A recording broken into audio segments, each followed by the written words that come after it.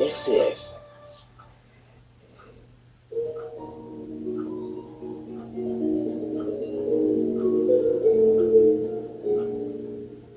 Bonjour. Sous l'égide de Parole publique, nous évoquerons une période importante et douloureuse de notre histoire. C'est pas la première émission d'ailleurs, la Commune de Paris. Plus particulièrement la vie d'un berrichon qui s'est illustré, Gabriel Ranvier.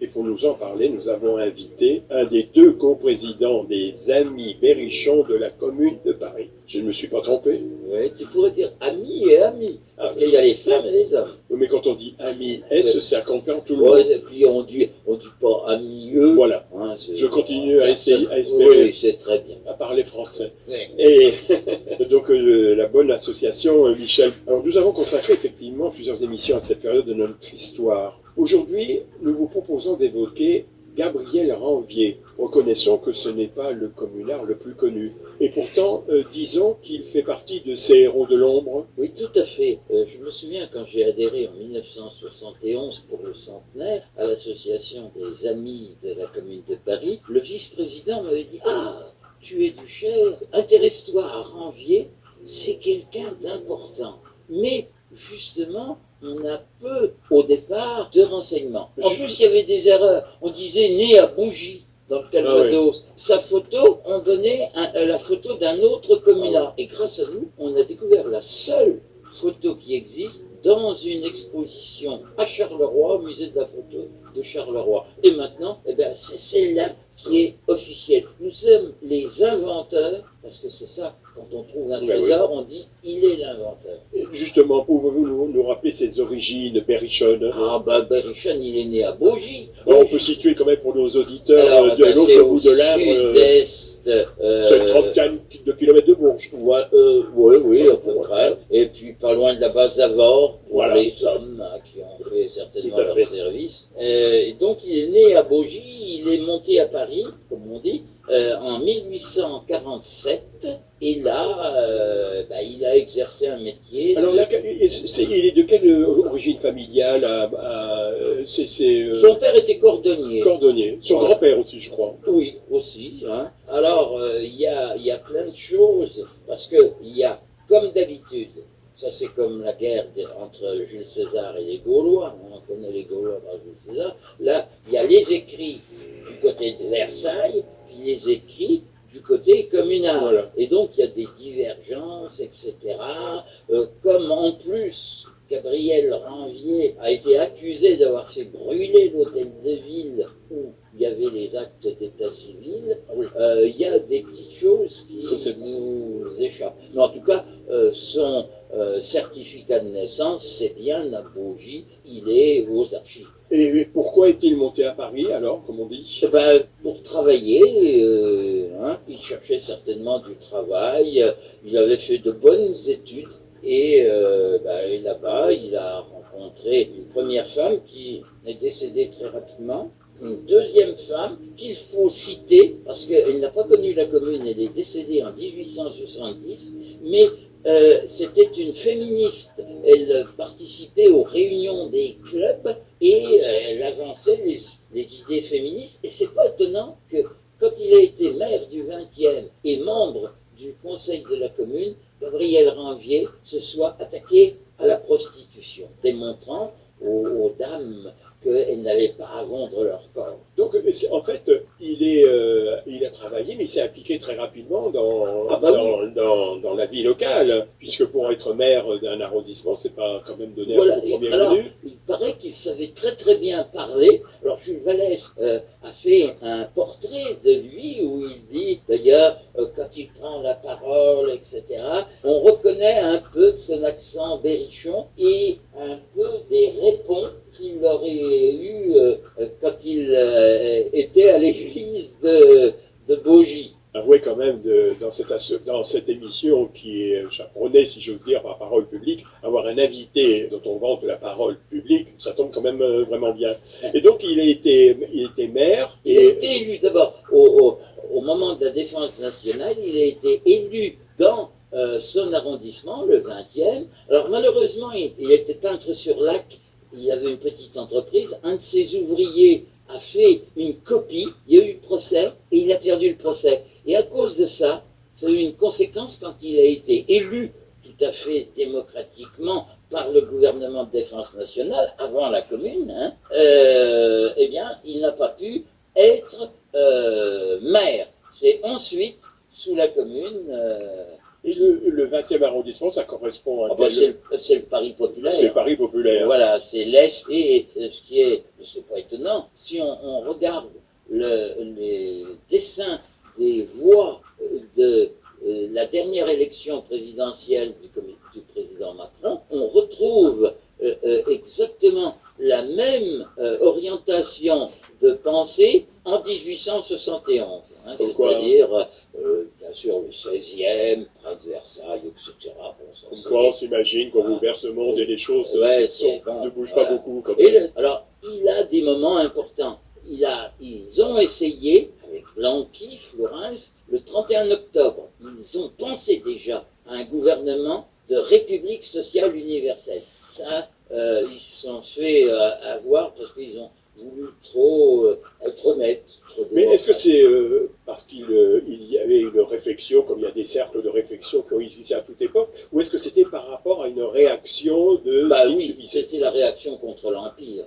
Tous, les communards, ils ont tous des différences idéologiques, mais tous, ils voulaient la République, ils étaient républicains. Alors en plus, ce qui est rigolo, c'est que Gabriel Ranvier était franc-maçon. Il a été intronisé franc-maçon. Et par rapport à son action sociale, généreuse, etc., dans le 20e arrondissement, il a été appelé le Christ de Belleville. Ça tombe bien dans l'émission. Et Alain Dallotel a fait un excellent bouquin et il reprend cette expression, le Christ de Belleville, blanquiste, franc-maçon, communard, maire du 20e arrondissement.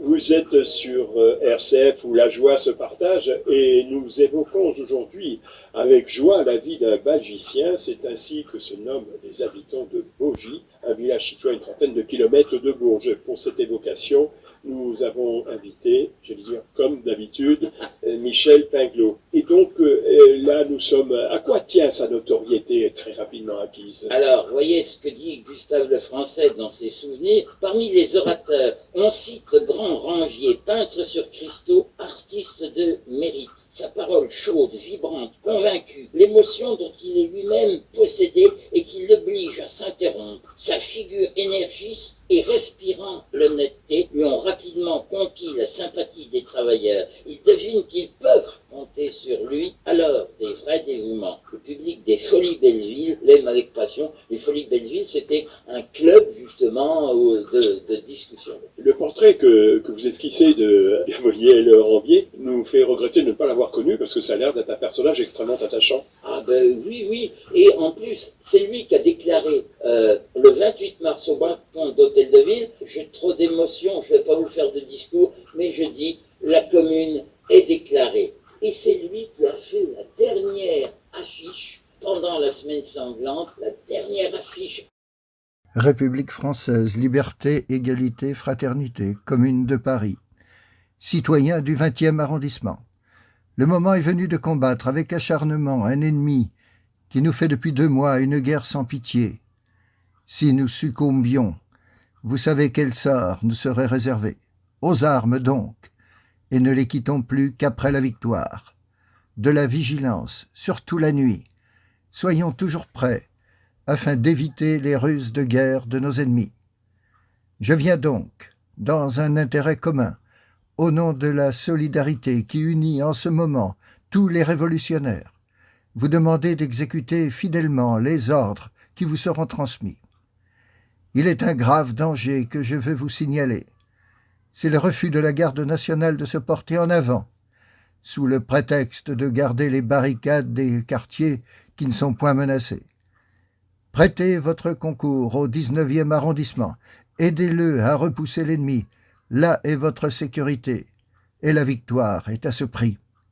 N'attendez pas que Belleville soit lui-même attaqué, il serait peut-être trop tard. En avant donc, et Belleville aura encore une fois triomphé. Vive la République! Belleville, 25 mai 1871. Le membre du comité de salut public, Gabriel Ranvier. Les membres de la commune, Bergeret, Viard, Trinquet. À la mairie du 11e, parce que l'hôtel de ville, c'était fini, il était à la mairie du 11e pour pouvoir organiser encore les derniers arrondissements, tenait, et là, c'est lui qui a fait la dernière affiche. Il a réussi à se sauver, il s'est exilé à Londres, et là, il a peut-être rencontré, certainement d'ailleurs, Verlaine, Rimbaud, et sûr, il a rencontré Karl Marx, puisqu'il a participé ensuite en tant que représentant de la Commune de Paris. À chaque fois, après la Commune en exil, il était applaudi comme vrai représentant de la Commune de Paris, sincère, etc. Il a participé au congrès de La Haye, de l'Association internationale des travailleurs. Comment se fait-il qu'aujourd'hui, il ait été, je ne vais pas dire méconnu, mais tombé un petit peu dans l'oubli? Alors, il y a plusieurs raisons. C'était un franc-maçon. Et vous savez que les francs-maçons agissent, mais pas au grand jour. Hein. Et donc, il est souvent cité. Brecht en a fait un personnage dans sa pièce Les Jours de la Commune. Je dirais quand même, et ça, les élus de Baugy, 3 élus que j'ai connus, Michel Renoux, qui a été conseiller général à l'époque, de longtemps, Francis Guillemin, qui a fait l'espace Ranvier à Baugy, et le maire actuel reconnaissent que c'était un honnête homme. Et donc, ils sont fiers que ce soit le seul Belgicien qui figure au Robert des noms propres. Ah, tout à fait. Donc, justement, je voulais vous demander, parce qu'il a quitté Baugy très tôt, le Berry très tôt, est-ce qu'il y est revenu? Non. Il n'est jamais revenu. Il n'est jamais revenu. Il a essayé d'aller en Italie parce que sa santé se dégradait, donc pays un peu plus chaud, parce que c'était la phtisie, une terrible maladie de l'époque, et il est mort en 1879, c'est-à-dire qu'il n'a même pas connu la loi d'amnistie de 1880. On lui a permis, parce qu'il était en mauvaise santé, de venir mourir à Paris en novembre 1879. Il n'est jamais revenu dans le Berry. Alors on peut s'imaginer, parlait-il Berrichon avec Édouard Vaillant? Ça m'étonnerait, Édouard Vaillant, c'était un scientifique, etc. Félix Piat, c'était un dramaturge. On peut rêver. Mais surtout qu'à l'époque, ils n'avaient pas à leur disposition le dictionnaire français Berrichon.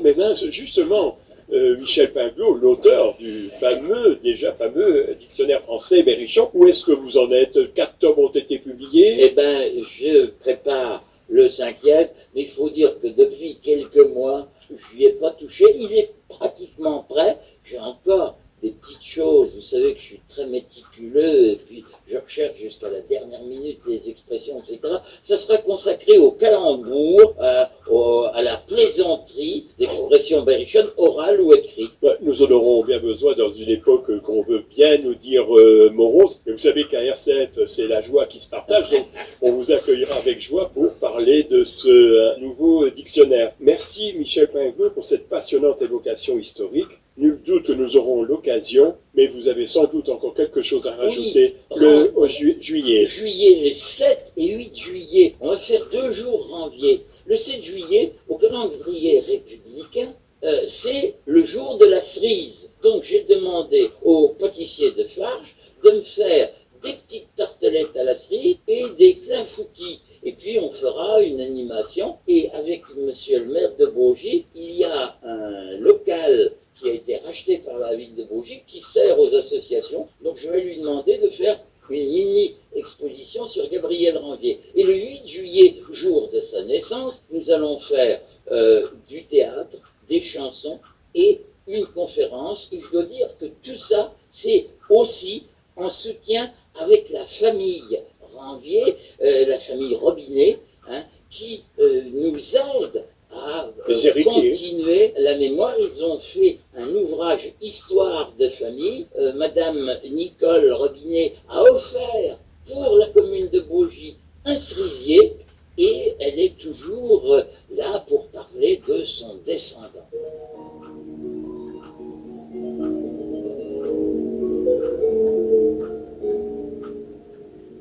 Bien, vous voyez, nous avons bien raison de vous inviter à continuer à écouter fidèlement RCF en Berry. Je vous dis au revoir et rendez-vous à la rentrée avec d'autres invités d'ici là. Bel été, Michel Pingot, merci beaucoup. Allez, au revoir, à la prochaine.